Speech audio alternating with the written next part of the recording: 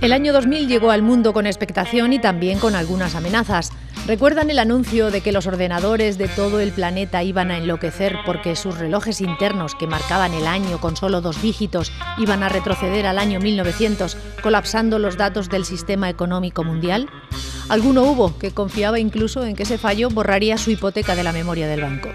Pero no pasó nada y el nuevo milenio encontró a la ciudad de Alcázar frente a nuevos desafíos, sobreponiéndose a periodos de crisis sucesivas, generales pero también particulares. Con el tren, nunca mejor dicho, en vías de transformación, sin carreteras de gran capacidad y con aquel problema referente a la salubridad de la depuración de aguas que tanto afectaba al olfato del vecindario. Preocupaba mucho la insuficiencia de recursos sanitarios de alto nivel, aunque ya había un hospital que mejoraba al antiguo hospital comarcal del Hospitalillo, que era hasta la mitad de los años 90 el único recurso en la comarca de atención más o menos especializada.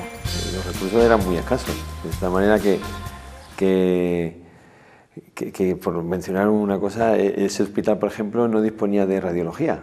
Es decir, cuando había que hacer alguna prueba diagnóstica relacionada con las radiografías o ecografías, había que solicitarlo al centro de salud. En el centro de salud o ambulatorio sí había unidad de rayos, pero claro, no había nada más que en servicio de mañana y para actividades no urgentes. La última década del siglo pasado fue la de la espera del Hospital Nuevo, del que se presentó una maqueta en 1989 y desde entonces se convirtió en el hospital del año siguiente, porque no se puso en marcha hasta 1994 y encima nació pequeño. Una vez hecho el hospital y casi acabado, yo creo que acabarían en el 92, ese hospital no lo abrían y llegó a llamarse, en este pueblo se llamó ese hospital el hospital del año que viene, porque siempre se decía, no, el año que viene lo abrirán. Entonces estuvimos ahí hasta el 94, finales del 94, octubre del 94, que fue cuando iniciamos la actividad de parto, la misma actividad que hacíamos en el Hospitalillo, la mudamos en octubre del 94. Pero el hospital como tal no empezó a funcionar con todos los servicios y con las urgencias abiertas hasta la primavera del 95. Con 5 pediatras hemos tenido que dar asistencia sanitaria pediátrica a un área enorme y bueno, pues eso así hizo con el esfuerzo físico y psicológico de todos los que ahí hemos participado y con la ilusión de la que partes, ¿no? Cuando uno es joven y se plantea un reto profesional tan interesante como dirigir un servicio de pediatría en un hospital que empieza, pues ahí hay mucha fuerza y ahí la desarrollamos. Claro, yo me considero, además estoy orgulloso de haberlo desarrollado. Tiene razón el doctor Garrido cuando dice que la juventud y la ilusión de aquellos facultativos permitió salir adelante a un hospital que, por ejemplo, contaba con 4 pediatras. Pero ese personal estaba empeñado en que ese hospital se consolidase como un centro sanitario de referencia y no un mero recurso comarcal en un área sanitaria en la que había que atender con 250 camas a 250.000 habitantes. Un proyecto en el que nos habíamos embarcado todos, los de este hospital, que es la ampliación del hospital. Porque claro, ese hospital empezó con mucha ilusión, con muchas ganas, con muy buenos resultados, pero cuando hacías un contraste de los recursos que disponíamos para la enorme área sanitaria que nos habían asignado, pues los recursos eran muy bajos. Yo cuando sacaba en aquella época cifras, pues yo creo que éramos el hospital con menos recursos de Europa. Iniciamos con una lucha ordenada y pacífica, valga la contradicción de la palabra, ¿no? Pero era una reivindicación pacífica de que aquí había que ampliar el hospital, que era necesario. Ahí participamos mucha gente, fundamentalmente a través de una plataforma que hicimos, una coordinadora que llamamos Coordinadora de Facultativos, de la que yo era uno de los dirigentes, y con esa herramienta que tuvimos, pues pudimos reivindicar y plantear las necesidades del hospital y al final se nos escuchó y tuvimos los resultados que todos sabemos.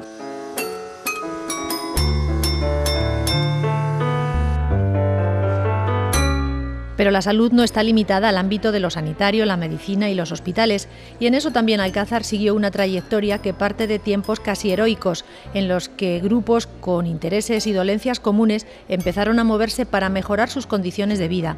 Un ejemplo son las personas que formaron la Asociación de Enfermos de Esclerosis Múltiple. Pues el comienzo fue que hicimos un grupo de autoayuda. Lo formamos en el centro social con un psicólogo del centro social. Empezamos a reunirnos, luego ya hacíamos al año siguiente empezamos a hacer rehabilitación en Samuel Anciano. Con la expectativa de disponer en el próximo futuro del nuevo gimnasio adaptado del Centro Frida Kahlo, la Asociación de Esclerosis, que consigue parte de sus fondos mediante un concurrido concierto benéfico anual de la banda de música, estuvo circulando por distintas dependencias hasta lograr tener un gimnasio y la atención de un servicio de fisioterapia y terapia ocupacional. Era una mejora paralela al avance generalizado de la atención a las personas y el desarrollo de un entramado de servicios sociales dedicado a la mujer, las personas con discapacidad, la infancia, la juventud con riesgos, el mundo de la inmigración y otros colectivos en peligro de exclusión o aquellos que claramente necesitan ser ayudados. Nosotros tenemos dos cosas. La primera es la enfermedad, que es la fundamental, que es por la que nos desvivimos todos, de que eso se quitase de en medio, la pudiésemos dar un buen palo. Y la otra son los efectos que nos provoca la enfermedad, que ahí sí que ha habido muchas cosas que en el pueblo lo hemos notado. Alcázar de San Juan siempre fue una ciudad de deportistas y lo ha seguido siendo a lo largo de esta primera década del segundo milenio, en la que han ido apareciendo nuevas posibilidades para el ocio y la salud. ¿Quién iba a pensar, hace no tantos años, que se implantarían deportes como el pádel, que parecían destinados a la élite de los altos ejecutivos estresados? El nivel aquí es bueno, pero claro, nos falta mucho. Hay ciudades en España, sobre todo, que es donde más pádel se está jugando, donde llevan ya 20 años, 25 años jugando al pádel. Aquí en Alcázar llevamos desde el 2005. La idea que tiene la gente del pádel es que un expresidente del gobierno pues, jugaba y era un deporte muy elitista. Está claro que no. Creo que es el segundo deporte en España con más federados, después del fútbol sala, y solamente aquí en Alcázar juegan a diario más de, entre alumnos y gente que va a jugar por las tardes, más de 100 personas en las pistas. El pádel es solo un ejemplo, pero la práctica del deporte se ha generalizado y se ha visto muy favorecida por una afición cada vez más exigente que ha empujado para conseguir mejores instalaciones, algunas tan espectaculares como un nuevo pabellón deportivo que multiplica la capacidad del histórico Díaz Miguel. Ahora el ejercicio físico cuenta con espacios accesibles y mucho más cómodos. Yo cuando era pequeño, cuando se entrenaba al fútbol, por ejemplo, me acuerdo que se corría alrededor de una pista llena de barro y tenías que hacer todos los ejercicios y llegabas a casa embarrado. Ahora ya eso no existe, ahora todos tienen sus duchas calentitas y su césped artificial divinamente y todos muy bien equipados, así que sí, hombre, pues es obvio que ha cambiado mucho, todo mejor. Alcázar de San Juan tiene un inmenso término municipal y eso acarrea posibilidades pero también muchas necesidades. Lo saben bien los cazadores que recorren incansables estos campos y cuya sociedad, que tiene por nombre la Deportiva, colabora con su presupuesto en el arreglo de caminos y en un servicio de vigilancia de guardia nocturna para proteger también los intereses de los agricultores en coordinación con las fuerzas de seguridad. Yo me crié en la pedanía de Cinco Casas y allí pues había bastante afición. Mi padre era muy aficionado a la caza y de ahí pues me vino a mí también la afición. O sea, yo cazo desde muy joven, a partir de los 12, 14 años pues ya empecé a cazar y no lo he dejado. La sociedad de cazadores llevamos bastantes años ya, hicimos digamos un convenio con el ayuntamiento, con Sermancha, y nosotros con arreglo a nuestras posibilidades que tenemos económicas, pues invertíamos cierto dinero en arreglo de caminos. Y es que en este campo hay mucho que cazar, pero también mucho que proteger. Hasta hace poco éramos muchos los que desconocíamos la virtud de los humedales, de los refugios de las aves, de los cauces de los ríos, de las zonas de encharcamiento y de otros parajes protegidos. Creo que se están haciendo bastantes cosas, sobre todo en las lagunas estas, lo que es las aves acuáticas y eso, se está haciendo bastantes cosas de reserva de la naturaleza en ese sentido. Yo ando bastante por el campo y precisamente en la Junta de los Ríos y todo eso, ahí ahora el ayuntamiento el año pasado, hace 2 años, segregó una parcela bastante grande, unas 100 y pico hectáreas de reserva para la caza, y ahí no pisamos, ahí no se pisa nada. Luego anteriormente se hizo aquí en la Lagunilla, digamos, y tampoco se pisa, hay una reserva de caza y eso se respeta. O sea, nosotros ahí, y yo lo veo muy bien. Hay otros valores en la ciudad y su entorno más o menos cercano, y se han puesto de manifiesto de una forma muy evidente en esta primera década del siglo. Con cierta incredulidad, el vecindario ha asistido a la aparición en el término municipal de una nueva tecnología que planta sus espejos cóncavos para generar esa energía conocida como sostenible. Sol hay en todas partes, pero las empresas que se dedican a este sector han elegido el de aquí. Que hay bastantes personas dentro de la administración local que bien por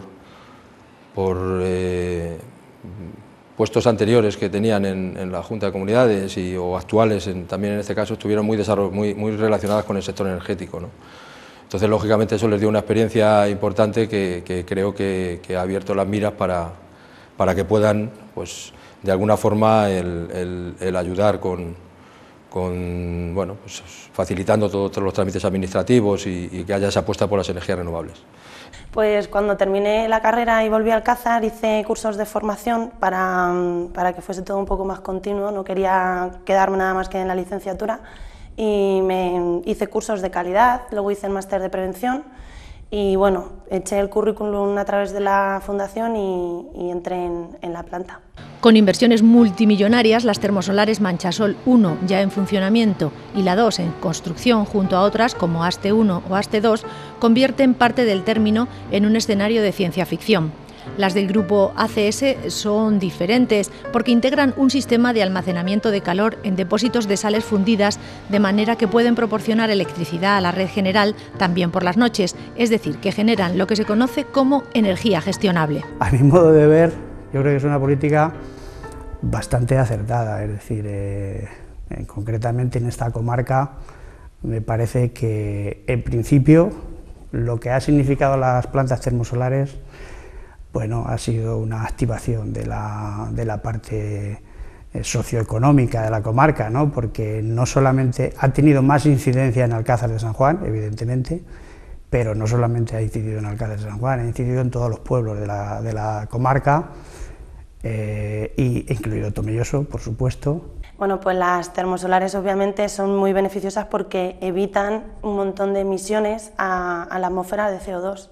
Entonces, bueno, pues aprovechar un recurso natural como es el sol para producir energía. Entonces, tiene un punto muy importante. O sea, al final, sí es claro que España está apostando por las energías renovables y que estamos en primera línea a nivel internacional en ese sentido, pero bueno, España es muy grande y dentro de España pues yo creo que cada población está apostando más o menos en función de los recursos que tiene. O sea, lógicamente Alcázar tiene que aprovechar el recurso principal que tiene, que es el sol, y yo creo que en ese sentido pues se está situando a la cabeza, no solamente comparado con este tipo de países, sino incluso comparado con otras ciudades de España, ¿no?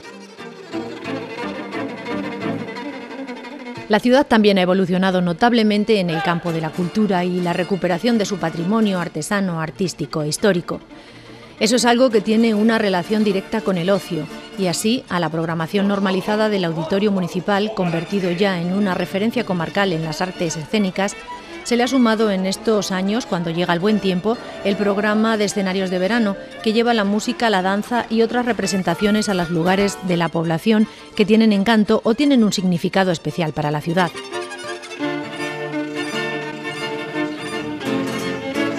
Especial mención merecen en este programa los conciertos del ciclo Músicas del Mundo, que lleva la música con raíces a la cantera del Cerro de los Molinos. Otro paraje rescatado como epicentro del paisaje manchego, ya sin el desagradable aspecto que le daban las antenas de radio.